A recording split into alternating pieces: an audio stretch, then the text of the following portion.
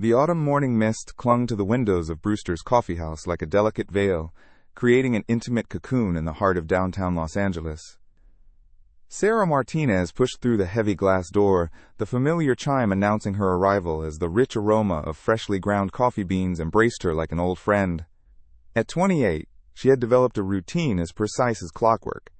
Every Tuesday and Thursday at exactly 8:15 a.m., she would claim the small corner table by the window, order her usual vanilla latte with oat milk, and spend the next hour reviewing case files for the non-profit legal clinic where she worked as a paralegal. The coffee shop buzzed with the gentle hum of morning conversations, the rhythmic whir of the espresso machine, and the soft clicking of laptop keyboards. Steam rose from ceramic mugs like incense, and the warm amber lighting cast a golden glow over the eclectic mix of patrons. Students hunched over textbooks, business professionals scrolling through emails, and artists sketching in worn leather journals. Sarah loved this sanctuary, this pocket of calm before the storm of her demanding workday began. Before we continue, tell us where you're listening from today in the comments below. If you enjoy stories with unexpected twists and moments of justice, please consider subscribing. Behind the counter, Marcus, the 20-something barista with kind eyes and a sleeve of colorful tattoos, had already begun preparing her order without being asked. He flashed her a warm smile as she approached, his movements fluid and practiced as he worked the espresso machine with the skill of a craftsman. The morning light streaming through the large front windows illuminated specks of dust dancing in the air, creating an almost ethereal atmosphere that made even the most mundane moments feel touched by magic. Sarah settled into her usual spot, a small round table tucked into the corner where she could observe the street life through the window while maintaining a sense of privacy. The worn wooden surface bore the gentle scars of countless coffee cups and laptops, each mark telling a story of the lives that had briefly intersected with this space. She arranged her papers methodically, her laptop open to reveal case notes about families struggling with housing discrimination, work that filled her with purpose, even when the legal system felt overwhelming and slow to change. The morning proceeded with its familiar rhythm. Sarah lost herself in the complexities of housing law, occasionally glancing up to watch pedestrians hurry past on the sidewalk outside, their faces etched with the determined focus of people with places to be and deadlines to meet. The coffee shop's playlist provided a gentle soundtrack, indie folk melodies, that seemed to understand the delicate balance between solitude and community that places like this offered. At a table across the room, partially hidden behind a newspaper, and wearing a simple black baseball cap pulled low over his eyes, sat a man who had mastered the art of blending into his surroundings. Robert Downey Jr. had discovered this particular coffee shop 3 months ago during a break from filming, drawn not by the quality of the coffee, though it was excellent, but by the genuine normalcy it offered. Here, he could exist as just another customer, another face in the crowd seeking caffeine and quiet contemplation. He had learned to appreciate these moments of anonymity, these brief escapes from the relentless attention that came with fame. The weight of constant scrutiny had taught him to value the simple pleasure of sitting unrecognized in a public space, observing the authentic interactions of people living their authentic lives. His eyes, hidden behind dark sunglasses, moved periodically from his newspaper to take in the scene around him, the earnest student highlighting textbook passages, the elderly couple sharing a crossword puzzle, and the young woman in the corner who seemed to carry the weight of the world in her careful attention to her work. Sarah's concentration was so complete that she barely noticed when the coffee shop's door chimed again, admitting a new customer, whose presence would soon shatter the peaceful morning atmosphere. She was deep in thought about a particularly complex case involving a family facing eviction, her pen moving across the page as she made notes about potential legal strategies. The sun had climbed higher, shifting the quality of light in the room from the soft gold of early morning to the clearer, more direct illumination of mid-morning. The man who entered moved with the aggressive confidence of someone accustomed to taking up space, his voice already raised on what sounded like the continuation of a phone conversation. He was tall and broad-shouldered, dressed in an expensive suit that seemed to announce his importance to anyone within visual range. His phone conversation was peppered with corporate jargon and thinly veiled threats, the kind of language that suggested he viewed other people as obstacles to be overcome rather than individuals deserving of respect. As he approached the counter, his eyes swept the room with the calculating gaze of someone accustomed to evaluating everything and everyone in terms of their potential usefulness to him. His attention lingered on Sarah, and something in his expression shifted. a subtle change that would have been imperceptible to most observers, but which Robert noticed with the acute awareness of someone who had spent decades studying human behavior for his craft. The morning's peaceful atmosphere began to shift, like the barely perceptible change in air pressure that precedes a storm. Sarah remained absorbed in her work, unaware that she had attracted unwanted attention, while across the room a famous actor prepared to witness an encounter that would test the boundaries of human decency and reveal the true character of everyone involved. The man's phone conversation ended with a sharp snap as he closed his device, the sound cutting through the coffee shop's gentle ambiance like a blade. Sarah glanced up briefly at the interruption, her eyes meeting his for just a moment before she quickly returned her attention to her papers. That fleeting eye contact seemed to embolden him, and he interpreted her polite acknowledgement as an invitation rather than the simple courtesy it was meant to be. Marcus watched from behind the counter as the newcomer bypassed the ordering line entirely, his movements purposeful and predatory as he made his way across the room toward Sarah's table. The barista's instincts, honed by years of working in customer service and reading people's intentions, began to sound quiet alarm bells. There was something in the man's stride, something in the way he carried himself, that suggested trouble approaching. "Excuse me," the man said, his voice carrying the false friendliness of someone who expected compliance rather than genuine connection. He stood directly beside Sarah's table, close enough that his shadow fell across her papers, close enough that she could smell his expensive cologne mixed with the faint scent of cigarettes and coffee. "I couldn't help but notice you're sitting here all alone. Mind if I join you?" Sarah looked up, her brown eyes reflecting both politeness and caution. She had learned, as most women do, to navigate these situations with careful diplomacy, walking the thin line between maintaining her boundaries and avoiding the escalation that could come with direct rejection. "Thank you, but I'm actually working right now," she said, her voice gentle but firm, accompanied by a smile that was meant to soften any perceived slight. "I need to concentrate on these files." The man's expression flickered with something darker for just a moment before the fake smile returned. "Come on, don't be like that. You can spare a few minutes for conversation. What kind of work has such a pretty girl buried in papers on a beautiful morning like this?" He pulled out the chair across from her without waiting for permission, the legs scraping against the wooden floor with a sound that made several other customers look up from their own activities. Across the room, Robert's attention was now fully focused on the unfolding scene. He had witnessed countless interactions during his years in Hollywood, some genuine, many performative, and he recognized the troubling dynamics at play. The woman's body language spoke volumes.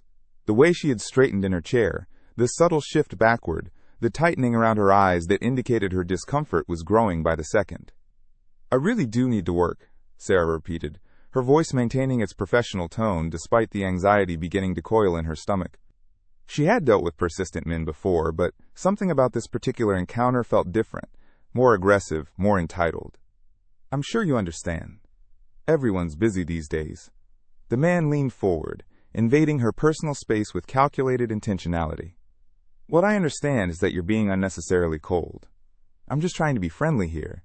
Don't you think it's a little rude to brush someone off like that?" His voice had taken on a manipulative quality, the kind of gaslighting that made victims question their own reactions and boundaries. Other customers began to take notice of the exchange. The elderly couple sharing the crossword puzzle exchanged worried glances, while the student with the highlighted textbook looked up from her studies with growing concern. The atmosphere in the coffee shop had shifted palpably, the comfortable morning energy replaced by a tension that seemed to thicken the air itself. Marcus wiped down the counter with unnecessary vigor, his movements betraying his internal conflict between wanting to intervene and uncertainty about how to do so appropriately. He caught the eye of his coworker Janet, a woman in her 50s who had been working in food service long enough to recognize trouble when she saw it.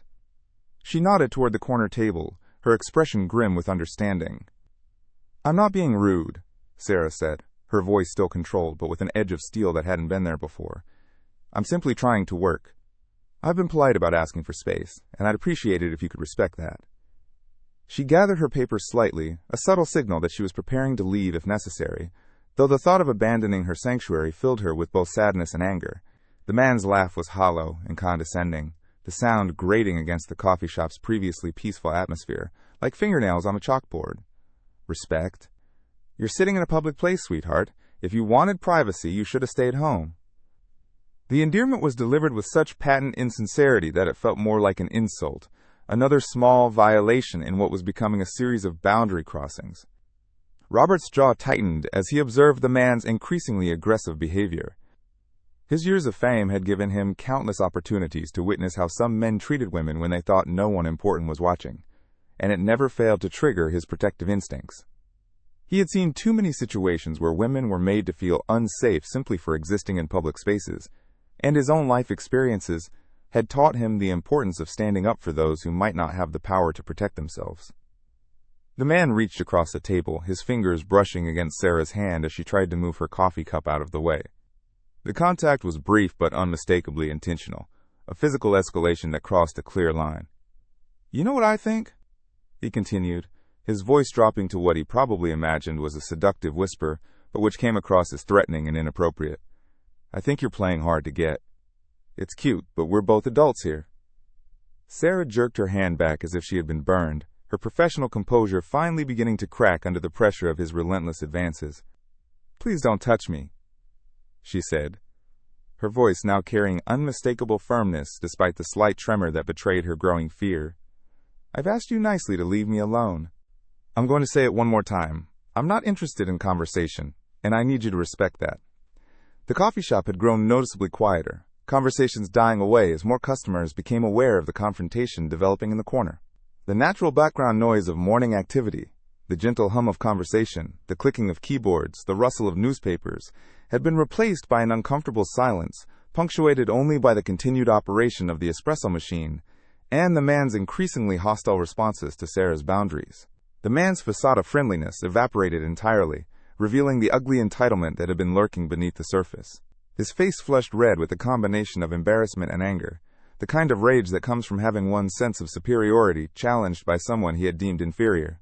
"Listen here, you little," he began, his voice rising to a level that made every conversation in the coffee shop stop dead. Sarah felt her heart rate accelerate, adrenaline flooding her system as the situation moved from uncomfortable to genuinely frightening. She had encountered difficult men before in her work at the legal clinic, but those interactions had occurred in professional settings, with colleagues nearby and security protocols in place. Here, in what should have been her safe space, she felt suddenly vulnerable and exposed. "I think you need to calm down," she said, standing up from her chair in preparation to leave. Her legal training had taught her de-escalation techniques, but theory felt inadequate in the face of this man's escalating aggression. The papers scattered across her table suddenly seemed insignificant compared to her personal safety, and she began gathering them with hands that trembled slightly, despite her efforts to maintain composure. The man stood up as well, his greater height giving him a physical advantage that he clearly intended to use for intimidation. "Don't you dare walk away from me," he said, his voice carrying the kind of authority that suggested he was accustomed to having his commands obeyed. "I was being nice to you, and this is how you repay me. What kind of person are you?" Marcus had finally reached his limit. Setting down the cloth he had been using to clean glasses, he stepped out from behind the counter, his movements cautious but determined. "Sir," he said, his voice carrying the practiced diplomacy of someone who had dealt with difficult customers before, "I'm going to have to ask you to lower your voice. You're disturbing our other customers." The man whirled around, his anger finding a new target in the young barista. "Are you kidding me? I'm the one being disturbed here. This woman has been leading me on and then acting like I'm some kind of criminal for trying to have a conversation." His voice had reached a volume that made several customers look toward the door, calculating whether they should leave or stay to witness what might happen next. Robert had heard enough. Setting down his newspaper with deliberate care, he removed his sunglasses and baseball cap, his famous features immediately recognizable to anyone who had watched a movie in the past 2 decades. But his celebrity status was the furthest thing from his mind as he rose from his table, his movements fluid and purposeful as he crossed the room toward the confrontation. "Actually," Robert said, his voice carrying the kind of quiet authority that commanded attention without requiring volume, "I've been sitting over there for the past hour, and what I observed was a woman politely asking to be left alone and a man refusing to respect that boundary. There was no leading on involved, just basic human decency being ignored." The coffee shop fell into complete silence, the kind of stunned quiet that occurs when reality shifts in an unexpected direction. Customers who had been covertly watching the confrontation now stared openly, their expressions ranging from disbelief to excitement to concern. The elderly couple with the crossword puzzle looked at each other with wide eyes, while the student with the textbook pulled out her phone, though whether to call for help or record the encounter was unclear. The aggressive man turned to face this new challenger, his expression cycling through confusion, recognition, and a different kind of anger. "Oh, great," he said, his voice dripping with sarcasm. "A celebrity thinks he can just waltz in here and play hero. This is none of your business, Iron Man." Sarah looked between the two men, her own expression reflecting the surreal nature of the situation. In her wildest imagination, she never could have predicted that her quiet morning of case preparation would be interrupted by harassment, much less that a famous actor would step in to defend her. The whole scene felt like something out of a movie, except that her fear and discomfort were entirely real. "You're right," Robert replied, his tone remaining calm and measured despite the obvious provocation. "It's not my business. But when I see someone being harassed in a public space, when I see someone's clearly stated boundaries being violated, it becomes everyone's business. That's how civilized society works." The man laughed, but there was no humor in the sound, only bitter resentment and the kind of defensive aggression that comes from being called out on unacceptable behavior. Civilized society? From someone who makes his living pretending to be other people? You don't know what happened here. You don't know anything about the situation. "I know enough," Robert said, taking a step closer while maintaining a respectful distance from Sarah. "I know that this woman asked you politely, multiple times, to leave her alone. I know that you ignored those requests and became increasingly aggressive. I know that your behavior has made everyone in this coffee shop uncomfortable, and I know that continuing down this path isn't going to end well for anyone involved." Sarah found her voice, strengthened by the unexpected support. "Thank you," she said, looking at Robert with genuine gratitude before turning back to her harasser. "I think it's time for you to leave. I've made my position clear, and as this gentleman pointed out, you're making everyone uncomfortable." The man's face had turned an even deeper shade of red, his hands clenching into fists at his sides. The presence of a witness, especially a famous one, had clearly thrown him off his game, but rather than backing down, he seemed to be doubling down on his aggressive stance. "This is ridiculous," he said, his voice rising again. "I try to have a normal conversation with someone, and suddenly I'm the villain? What's wrong with this world?" Other customers began to murmur among themselves, some pulling out phones to record what was clearly becoming a memorable incident. The barista Marcus had moved closer, now flanked by his coworker Janet, both of them ready to intervene further if necessary. The morning that had begun with such peaceful routine had transformed into something none of them would ever forget. Robert took another measured step forward, his presence commanding despite his relatively modest height compared to Sarah's aggressor. His years of playing heroes on screen had taught him about courage, but this moment required the real thing, the kind that comes from within when faced with injustice in everyday life. "The only thing wrong here," he said, his voice carrying the weight of genuine conviction, "is your inability to accept a clear no from someone who doesn't owe you anything." The man's eyes darted around the coffee shop, suddenly aware that every single person in the establishment was now watching the confrontation unfold. Phones were indeed being raised, some discreetly, others openly, as customers recognized both the famous actor and the dramatic nature of the situation. Social media would undoubtedly be buzzing within minutes, but for now, the focus remained on the immediate tension crackling through the air like electricity before a storm. "You think because you're famous you can just humiliate me in front of all these people?" the man demanded, his voice cracking slightly with a combination of rage and what might have been embarrassment. The realization that his behavior was being witnessed and potentially recorded seemed to be penetrating his consciousness, though not in a way that was making him reconsider his actions. Instead, it appeared to be fueling his anger further. Sarah felt a strange mixture of relief and concern as the situation escalated around her. Relief because someone had finally stepped in to support her. Concern because she worried about what this man might be capable of if pushed too far. Her professional experience with difficult people had taught her that cornered individuals could become unpredictable, and she found herself mentally calculating the distance to the door and wondering if she should simply leave while the two men were focused on each other. "Nobody is trying to humiliate you," Robert replied, his tone remaining steady and reasonable despite the provocation. "But your behavior is speaking for itself. Every person in this room has witnessed the same thing I have, a woman asking repeatedly to be left alone and a man refusing to respect that request. That's not a difference of opinion, that's harassment." Marcus stepped forward slightly, his young face showing both nervousness and determination. "Sir," he addressed the aggressive man, "I'm going to have to ask you to leave the premises now. You're disturbing our customers and creating an uncomfortable environment. If you don't leave voluntarily, I'll have to call the police." The threat of police involvement seemed to pierce through the man's anger-fueled tunnel vision. For the first time since the confrontation began, he appeared to truly consider the consequences of his actions. His eyes swept the room again, taking in the faces of customers who were no longer trying to hide their attention, the phones that were undoubtedly capturing every word, and the very real possibility that this incident could have lasting repercussions for his life and career. "This is insane," he muttered, but some of the fight seemed to have gone out of him.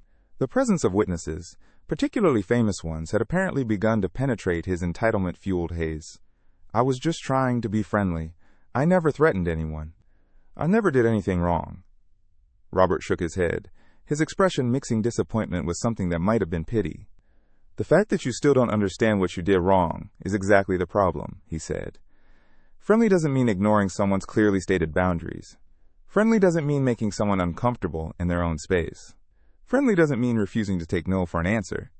Sarah found the courage to speak again, her voice stronger now with the support she felt from both Robert and the barista staff.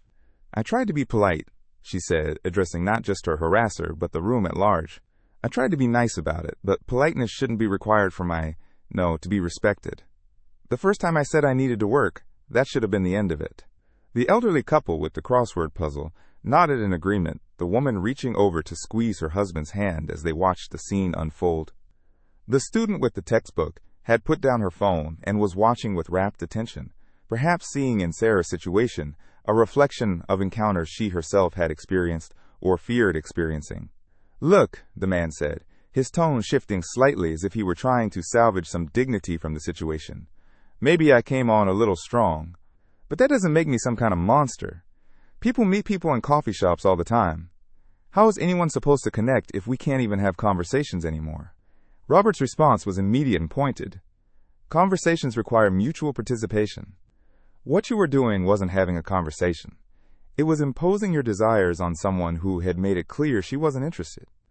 There's a profound difference between the two, and understanding that difference is part of being a functional adult in society." The weight of social disapproval from an entire roomful of people, combined with the very real threat of police involvement and social media exposure, finally began to break through the man's defensive barriers. His shoulders sagged slightly, and for the first time he seemed to truly see Sarah as a person rather than an obstacle to his desires or an object for his attention. Janet, the older barista, stepped forward with the confidence that comes from decades of life experience. "Honey," she said, addressing the man with the kind of maternal authority that could cut through ego and entitlement, "you need to take a long, hard look at yourself and your behavior. This young woman was minding her own business, doing her work, bothering nobody. You turned her peaceful morning into something stressful and frightening, and you did it because you felt entitled to her attention. That's not okay, and it's never been okay." The man's face cycled through several expressions: anger, defiance, confusion, and finally something that might have been the beginning of shame. The room remained silent, except for the gentle hiss of the espresso machine and the distant sound of traffic outside, everyone waiting to see how this confrontation would resolve itself. The silence stretched for several long seconds, heavy with tension and expectation.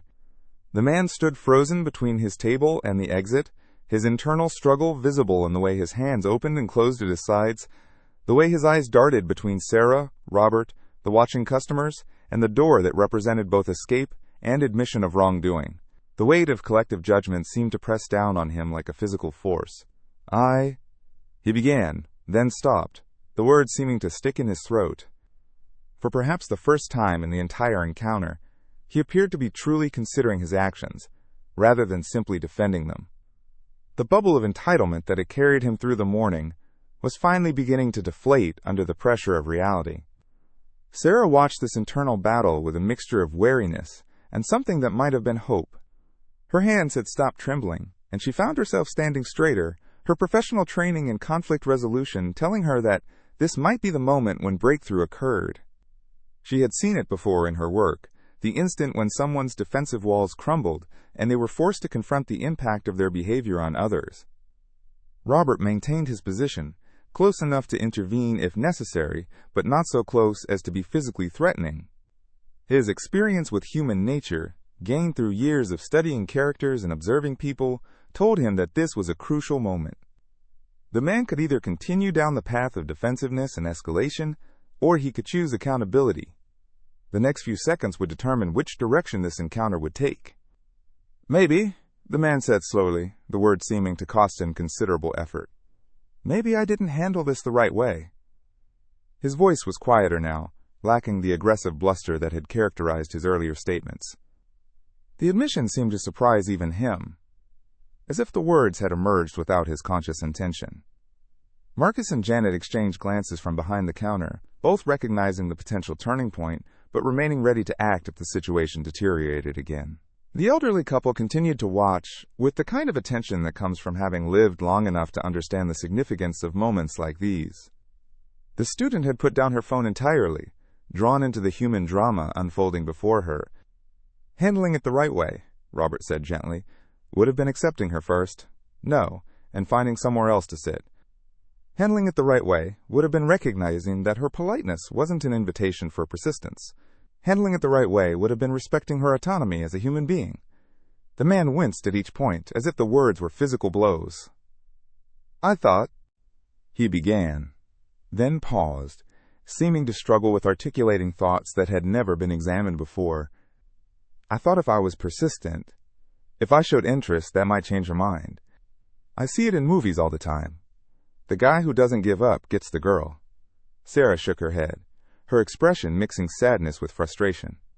"Movies aren't real life," she said, her voice carrying the patient tone of someone who had explained this concept more times than she cared to count.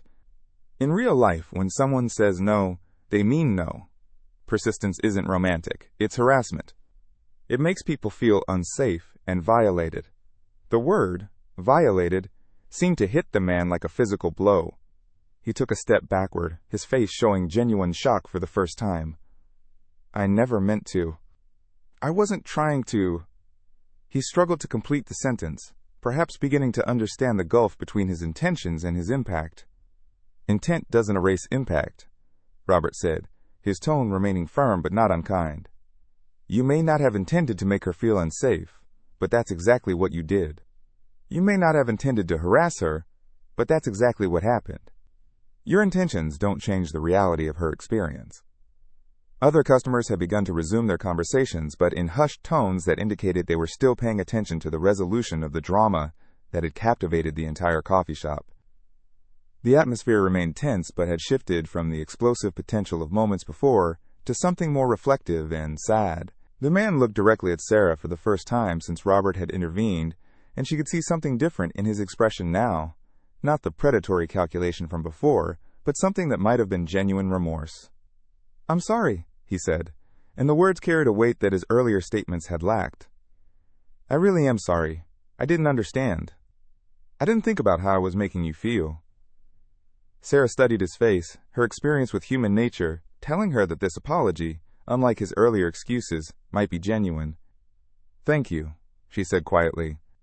"I hope you'll remember this feeling the next time you interact with someone who says no to you, whether it's about conversation, dating, or anything else." The man nodded, looking around the room at the faces still watching him with various degrees of judgment and curiosity. "I think I should go," he said, and for the first time since entering the coffee shop, his suggestion seemed reasonable and appropriate. "I think that would be best," Marcus agreed, his tone professional but not harsh. "And sir? Maybe take some time to think about what happened here today before you interact with other customers in public spaces." As the man gathered himself to leave, Robert spoke one final time. "Learning from this moment could be the most valuable thing that happens to you this year," he said. "Most people don't get the opportunity to see their behavior reflected back to them so clearly. Don't waste it." The heavy glass door closed behind the man with a soft chime, the sound somehow more definitive than when it had announced his arrival. The tension that had filled the coffee shop began to dissipate slowly, like steam rising from a cup of hot coffee. But the atmosphere remained changed, charged with the electricity that follows significant events. Conversations resumed around the room, but in the subdued tones of people processing something unexpected and profound. Sarah sank back into her chair, the adrenaline that had sustained her through the confrontation beginning to ebb, leaving her feeling simultaneously drained and oddly exhilarated. Her hands were steady now as she reached for her coffee cup, though the liquid had grown cold during the encounter. She looked up at Robert, who remained standing nearby, his famous features now clearly visible to everyone in the establishment. "Thank you," she said, her voice carrying a depth of gratitude that simple words could barely contain. "I've been in situations like that before, but never with someone quite so persistent." I was starting to worry about what might happen if he didn't back down. Robert pulled out the chair across from her, the same chair her harasser had occupied moments before, and sat down with the careful movements of someone who understood that the dynamic of the situation had shifted, but remained delicate. "You handled yourself remarkably well," he said, his tone warm with genuine admiration. "You were clear, firm, and professional, even when he was being increasingly aggressive. That takes real strength." Around them, other customers had begun to approach, some seeking autographs, others simply wanting to express their appreciation for what they had witnessed. Robert acknowledged them with the practiced grace of someone accustomed to public attention, but his focus remained primarily on Sarah, recognizing that she was still processing the encounter and might need support. Marcus appeared at their table carrying a fresh cup of coffee for Sarah and a refill for Robert, refusing payment with a smile. "On the house," he said, his young face still showing traces of the stress from the confrontation. "I'm sorry that happened in our space. We try to make this a safe place for everyone, but sometimes people like that guy slip through." "It's not your fault," Sarah assured him, accepting the warm cup gratefully. "You handled it perfectly. You stepped in when things got serious, and you supported me when I needed it. That means more than you know." Janet joined them, her maternal presence bringing a sense of stability to the aftermath. "Honey," she said, addressing Sarah, "I've been working in customer service for 30 years, and I've seen that same scene play out more times than I care to count. The sad truth is, most of the time nobody steps in. What happened here today, both from you standing your ground and from this gentleman supporting you, that was special." The elderly couple from across the room approached hesitantly, the woman carrying their completed crossword puzzle. "We wanted to thank you both," she said, her voice carrying the authority of someone who had witnessed decades of social change. "When I was your age, dear," she addressed Sarah, "women were expected to just smile and tolerate that kind of behavior. Seeing you stand up for yourself and seeing people support you when you did, well, it gives me hope." Her husband nodded in agreement. "Young man," he said to Robert, "you didn't have to get involved, but you did the right thing. Too many people see problems and look the other way. You used your platform, if you don't mind me calling it that, to stand up for what's right." Robert accepted their thanks with humility, clearly moved by the impact the incident had had on the other customers. "Anyone in this room would have done the same thing," he said, though Sarah suspected that wasn't entirely true. When you see someone being mistreated, you have a choice. You can look away, or you can act. I just happened to be in a position where looking away wasn't an option. The student who had been studying approached next, her textbook tucked under her arm. "I recorded part of what happened," she said, looking uncertain about whether this was appropriate. "Not to post online or anything, but because I thought if things went badly, you might need evidence. Should I delete it?" Sarah and Robert exchanged glances, both understanding the complexity of the question. In an age of social media and viral videos, the incident could easily become internet content, but that possibility raised questions about privacy and dignity for everyone involved. "Keep it for now," Sarah decided, "but please don't share it without asking. That man may have behaved badly, but he also seemed to recognize his mistakes by the end. Everyone deserves a chance to learn and grow without having their worst moment follow them forever." The student nodded with respect, clearly impressed by Sarah's compassion, even in the aftermath of being mistreated. "You're very generous," she said. "I'm not sure I would be so understanding if someone had treated me that way." As the crowd of well-wishers gradually dispersed, Sarah and Robert found themselves alone at the small table, the normal rhythm of the coffee shop slowly reasserting itself around them. The morning sun had climbed higher, transforming the quality of light in the room from the golden softness of early morning to the clearer, more direct illumination of late morning. "Can I ask you something?" Sarah said, wrapping her hands around her warm coffee cup. "What made you decide to get involved?" I'm grateful that you did, but you could have just watched, like everyone else. You could have stayed anonymous and avoided the whole situation. Robert considered the question carefully, understanding that his answer might reveal something important about his character and values. I've been in situations where I had power, whether because of fame or circumstances, and I didn't use it when I should have, he said honestly. I've regretted those moments more than I can express. When I saw what was happening to you, when I realized I was in a position to help, staying silent wasn't an option. The morning crowd had begun to thin as people departed for work, leaving the coffee shop with a more intimate atmosphere that invited deeper conversation. Sarah found herself studying Robert's face, noting the genuine concern that lingered in his expression, despite the successful resolution of the confrontation. Here was a man who could have easily remained hidden behind his newspaper and sunglasses, avoiding any involvement in a stranger's problems, yet he had chosen to act when action was needed. You mentioned regretting moments when you didn't use your power, Sarah said thoughtfully, her legal training making her naturally curious about the motivations behind people's actions. That suggests you've given this kind of thing a lot of thought, the responsibility that comes with influence, I mean. Robert nodded, his fingers tracing the rim of his coffee cup as he considered how much to share. Fame is a strange thing, he began, his voice taking on a reflective quality. It gives you a platform, but it also insulates you from normal human experiences. I can go months without having a genuine interaction with a stranger, without witnessing real life unfolding around me. When I do get those opportunities, like this morning, they feel precious. They remind me that behind all the scripts and cameras and red carpets, we're all just people trying to navigate the world with some measure of dignity. The sincerity in his voice struck Sarah deeply. She had expected perhaps a standard celebrity response about using fame for good, but this felt different, more personal and honest. I work with people who are often powerless, she said, thinking of her clients at the legal clinic. Families facing eviction, workers dealing with discrimination, people who feel like the system is stacked against them. I see every day what happens when someone doesn't have a voice or when their voice gets ignored. Tell me about your work, Robert said, leaning forward slightly with genuine interest. It occurred to Sarah that this might be one of the first normal conversations he had had in weeks, free from the agenda of networking or business or the careful dance of celebrity interactions. Sarah's face lit up as she described her role at the legal clinic, her passion for justice evident in every word. We handle housing discrimination cases primarily, she explained. I spend my days helping families who are being denied apartments because of their race or religion, or who are being evicted illegally by landlords who think they can take advantage of people who don't know their rights.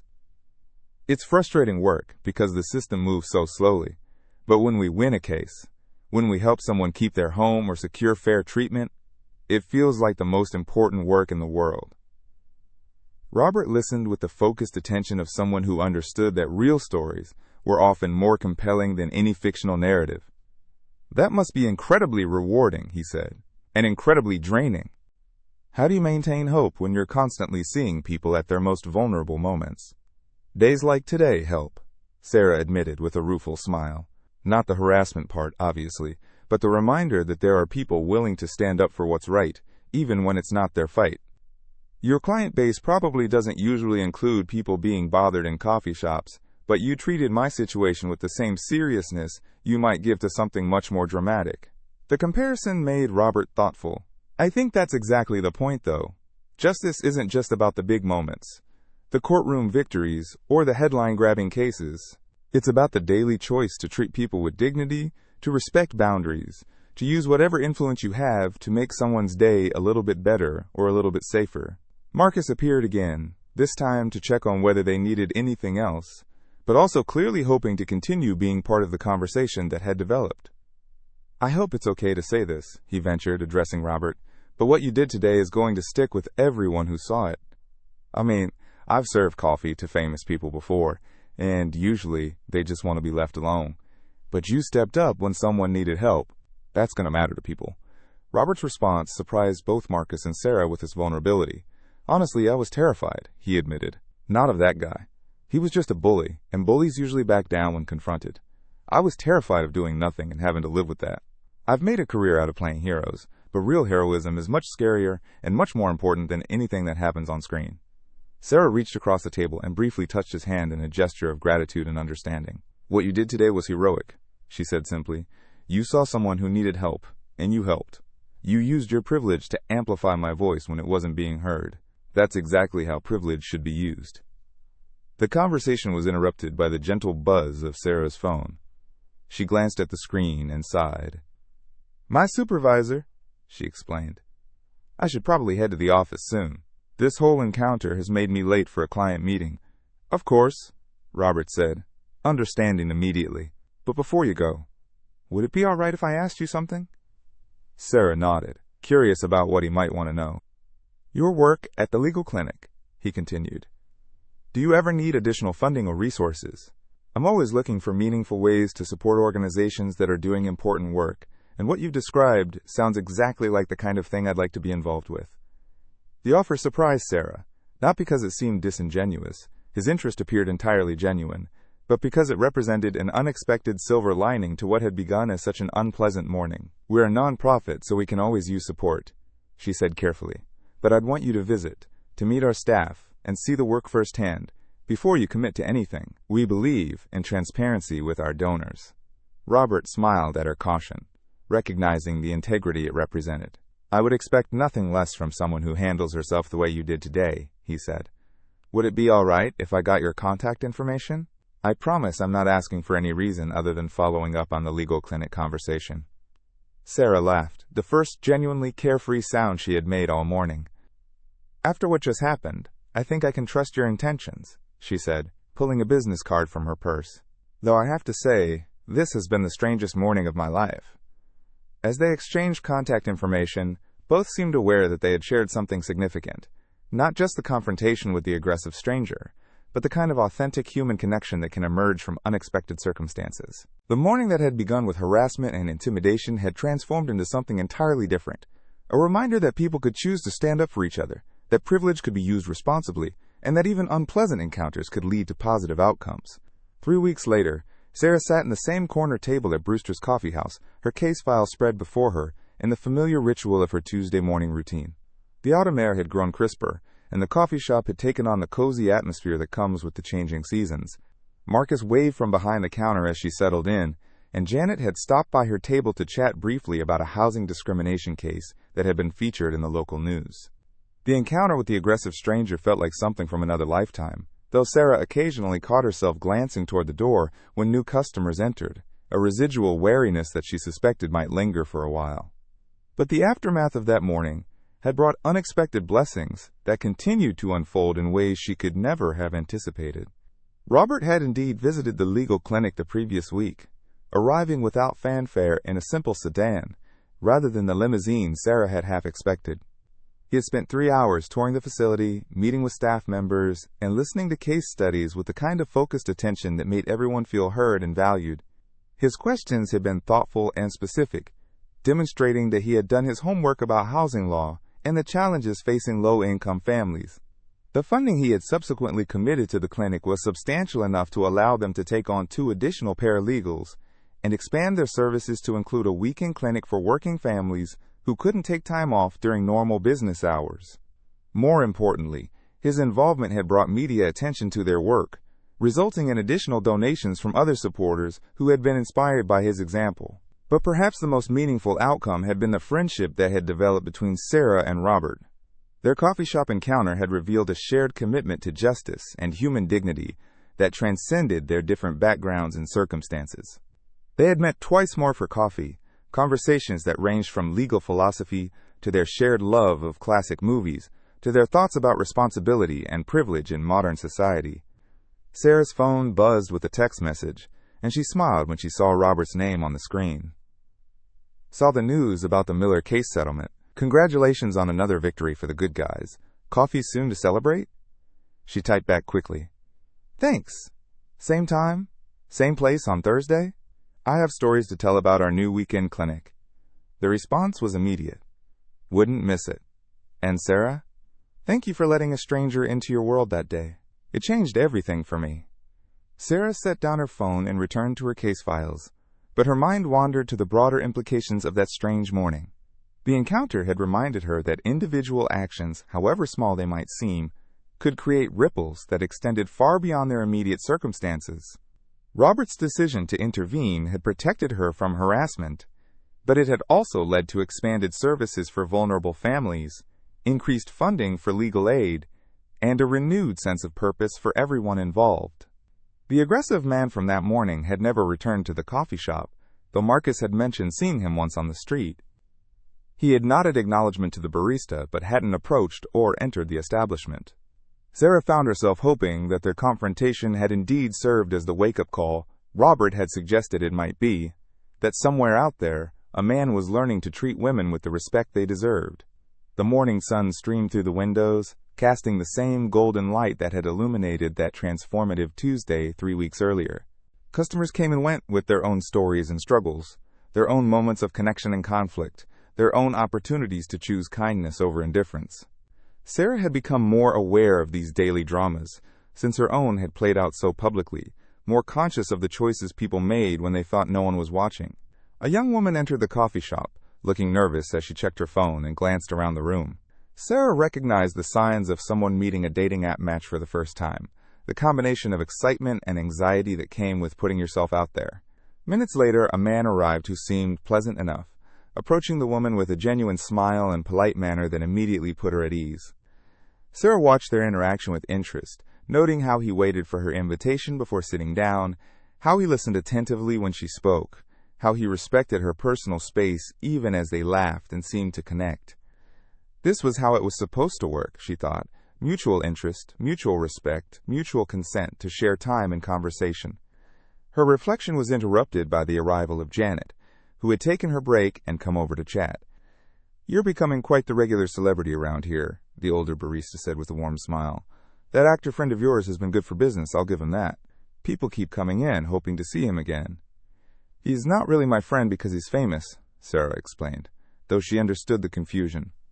"He's my friend because he's a good person, who happened to be in the right place at the right time, with the courage to do the right thing.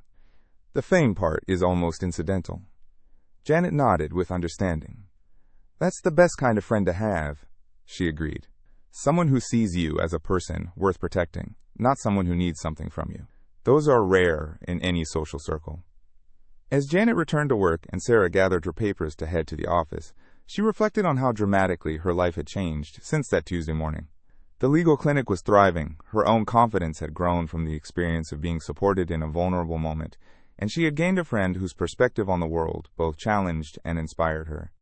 But perhaps the most important lesson had been about the power of ordinary moments to become extraordinary when people choose to act with courage and compassion. The coffee shop remained the same comfortable space it had always been, but Sarah now saw it as something more, a place where human nature revealed itself in all its complexity, where strangers could become allies, where small acts of bravery could change everything. As she pushed through the heavy glass door and stepped into the crisp autumn morning, Sarah carried with her the knowledge that the world was full of people willing to stand up for what was right, even when it would be easier to look away. The encounter that had begun with one man's disrespect had ultimately revealed the decency and courage that existed in unexpected places, reminding her that hope was always justified, even in the most challenging moments.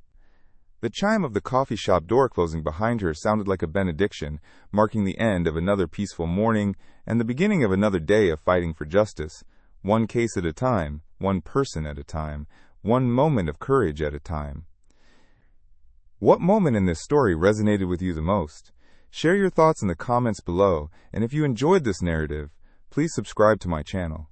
Your support means the world to me and helps keep these stories coming.